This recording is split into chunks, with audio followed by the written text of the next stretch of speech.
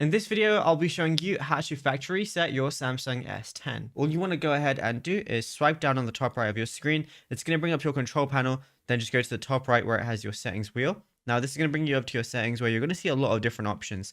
Now, it might be slightly different on your Samsung. Right now, I'm using an S25 Ultra, but normally you just want to go over to General Management, which is right under Apps, and that's where it should be for you as well.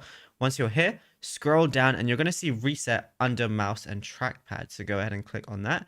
Now, it's going to say before resetting your phone, back up your data to Samsung Cloud or an external storage device. You can restore your data after resetting. So it's going to ask you to back up your data. You can do a temporary cloud backup, or you can do an external storage backup, for example, if you want to plug it in a USB device or anything like that. So you can do that as well, but you got to do one of those different methods. So if you don't have a USB, just do the temporary cloud backup because it's going to last for 30 days. And then after that, it's going to allow you to reset your settings, mobile network settings, Wi-Fi and Bluetooth, accessibility, or right at the bottom, you're going to see factory data reset. But like I said, you have to do a backup before you go ahead and do that.